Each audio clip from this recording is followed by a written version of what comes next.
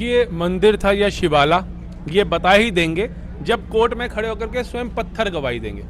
ठीक है ना, ये चीज़ें हम समझ चुके हैं इस चीज़ को। और आज कोर्ट का फैसला आया है कि वो मंदिर है, वहाँ पर हिंदू अपने रीति रिवाज से पूजा पाठ कर सकते हैं। कोई भी हिंदुओं ने ज़बरदस्ती नहीं लिया, कोई भी कब्जा नहीं किया। एक ऐतिहासिक हमारा मंदिर था, धरोहर थी, जिसको 125 सालों से हिंदू लड़ रहा था। जैसे राम मंदिर के लिए 500 सालों का संघर्ष था, वैसे ही माँ सरस्वती के मंदिर के लिए 125 सालों का संघर्ष था।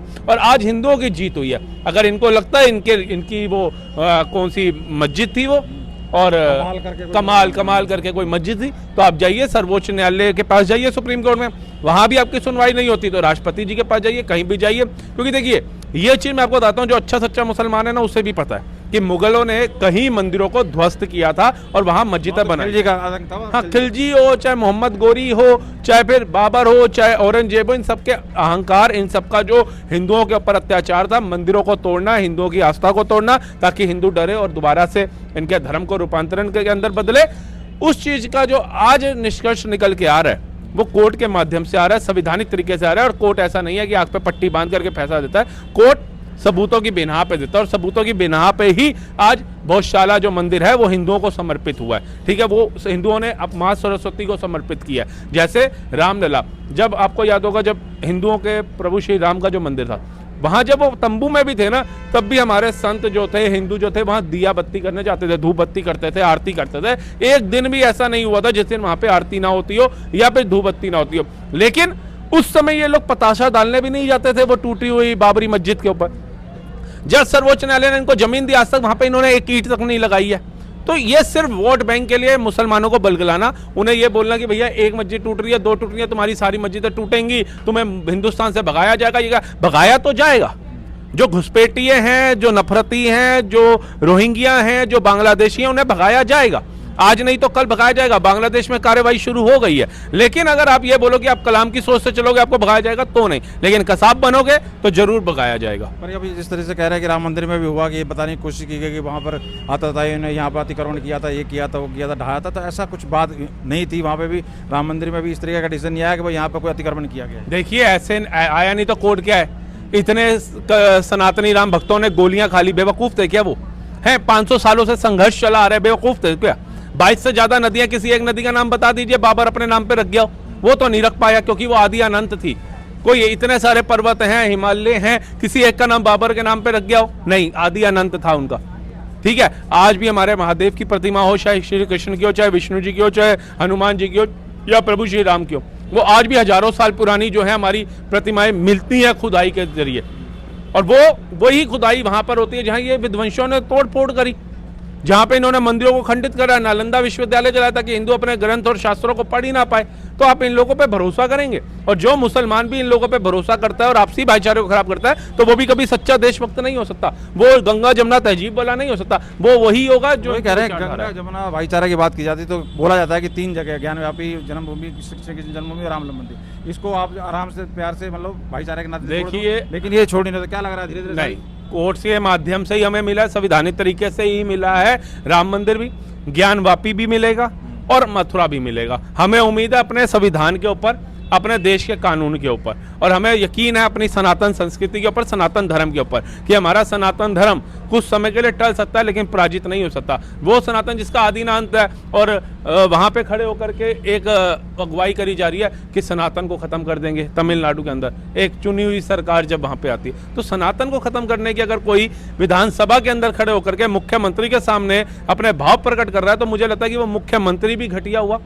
उस मुख्यमंत्री को भी ये नहीं पता कि मैं अगर मुख्यमंत्री चुना गया हूं तो पूरे राज्य के लिए चुना गया हूं, पर्टिकुलर किसी एक समुदाय के लिए नहीं चुना गया हूं। और यही चीज जब शुभेंदु अधिकारी ने बोल दी थी कि जिसका साथ उसका विकास, तो इनको मिर्ची लग गई थी। तो विष्णु शंकर जैन लड़ रहे हैं इस केस को लगातार। अब यहाँ कुतुब मीनार दिल्ली के अंदर भी बात की जाती है, वहाँ भी एक कुतुब मीनार के आसपास देखो तो वहाँ भी मूर्तियाँ राम, कुतुब मीनार की नीचे वाली बेस के ऊपर ही गणपति जी की मूर्तियां हैं। क्या है इसमें इस चीज को एक्सेप्ट करने में दिक्कत क्या है? देखिए, ये एक्सेप्ट कर लेंगे ना तो इनके नेता चुनाव कैसे जीतेंगे? अगर ये लोग एक्सेप्ट कर लेंगे, ये शांत हो जाएंगे, भाईचारा देश में मजबूत हो जाएगा, तो इनके नेता की कुर्सियां नहीं खिसक जाएंगी? आप बताइए।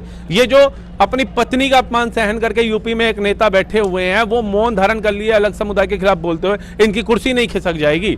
जो ममता बनर्जी का अहंकार टूट गया, जो सोचती थी एक अलग समुदाय बोल रहे जब तक हैं, तब तक मेरी कुर्सी कोई नहीं छीनेगा। हिंदुओं ने एकत्रित होकर भूल गए कौन ठाकुर, कौन राजपूत, कौन ब्राह्मण, कौन दलित, कौन आदिवासी, कौन पिछड़ा, कौन अति पिछड़ा, पीढ़ी, ये सब भूल गए वो, और एक मुश्त होकर के उन्होंने वोट दिया।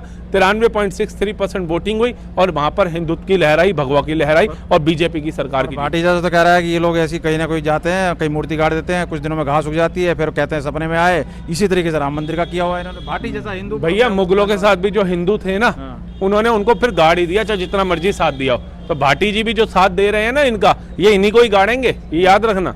वो पहले ही बोल देंगे जो अपने धर्म का ना हो वो हमारा क्या होगा, गाड़ो इसको। तो ऐसे लोग गढ़ने के लिए ही हैं। अब तो जाटो गुजर पर पहुंच गया, कह रहे भाई हैं जाट गुजर जो बिरादरी है ना, उनका सम्मान देखिए, वो देश के लिए मर मिटने वाली बिरादरी है। कभी सेना के अंदर देख लीजिए या हिंदुत्व के लिए देख लीजिए, ये तो खुद बिरादरी जो है इसको बाहर करेगी। कलंक लगा रहा है उनकी जाट गुजरों के ऊपर भी। वो जो सेना के अंदर सबसे बढ़ चढ़ के भाग लेते हैं, तिरंगे की आन बान शान के लिए मर मिटने को तैयार होते हैं, वो जो किसान बन करके हर एक इंसान का पेट भरने की ताकत रखते हैं, वो जो देश के लिए मर मिटने को तैयार होते हैं, बहन बेटियों के लिए मर मिटने को तैयार होते हैं, ये लोग उनके ऊपर बात करेंगे।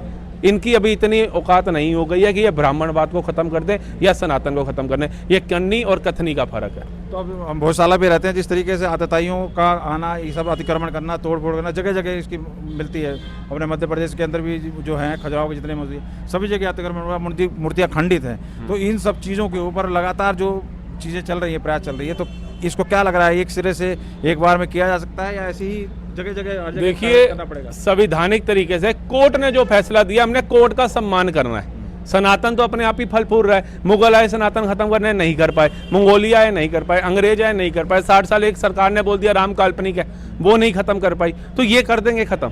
रावण नहीं खत्म कर पाया अपने अहंकार, या कंस नहीं कर पाया, बड़े बड़े कौरव खत्म हो गए, लेकिन ये कर देंगे। इनका भी इतना वर्सर्जी नहीं है कि ये सनातन को खत्म कर दें। जैसे सुप्रीम कोर्ट जाने की बात कही जा रही है, क्या लग रहा है? जाने दो। सुप्रीम कोर्ट तो राम मंदिर के लिए भी गए थे, एंड तो में क्या हुआ, राम मंदिर बना। तो भोजशाला भी बनेगी और बन रही है, फल फूल रही है। ज्ञानवापी भी बनेगी, मथुरा भी बनेगा। बहुत बहुत धन्यवाद अपनी बात करने के लिए। देख सकते हैं कि किस तरीके से, जिस तरीके से भोजशाला के ऊपर फैसला आया है, काफ़ी उत्साह बढ़ गया है। और जिस तरीके से लगातार कोशिश की जा रही है इस चीज़ को दिखाने की कि जी ये हमारे साथ जाति की जा रही है, और सुप्रीम कोर्ट में हम जाके फिर गुहार लगाएंगे, तो कहीं सुप्रीम कोर्ट से भी मुझे नहीं लगता कुछ इसके अगेंस्ट, इसके उलट कोई फैसला आने वाला है। बाकी आप कैसे देख रहे हैं, अपनी राय जरूर कमेंट करके बताइए। बहुत बहुत धन्यवाद।